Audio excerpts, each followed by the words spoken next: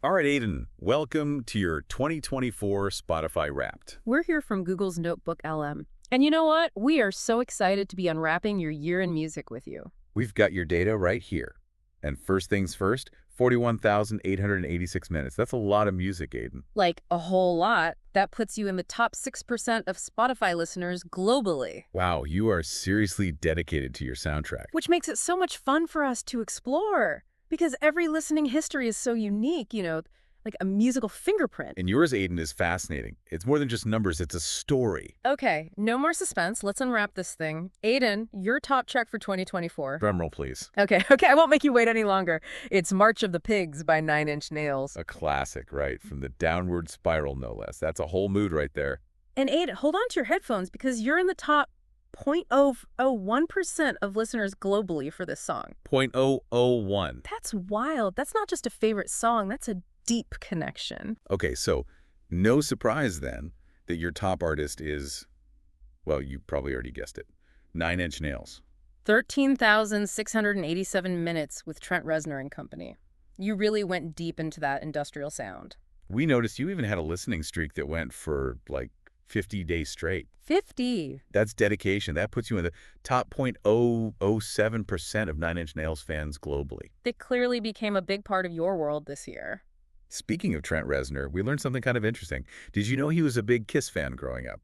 Really? Yeah, which makes you wonder if, if that whole theatricality, that over-the-top energy, if that resonates with you too. Makes sense with that 50-day listening streak. Someone was really feeling those intense industrial vibes. Okay, so let's unwrap this year a little bit more. Let's see how your musical tastes evolved over time. January was all about that really, really intense, atmospheric synthesizer industrial sound. Yeah, you're right. It's like you were creating your own little sonic world. Nine Inch Nails, of course. But also, How to Destroy Angels, Ministry. It's like you were diving deep into introspection. Totally.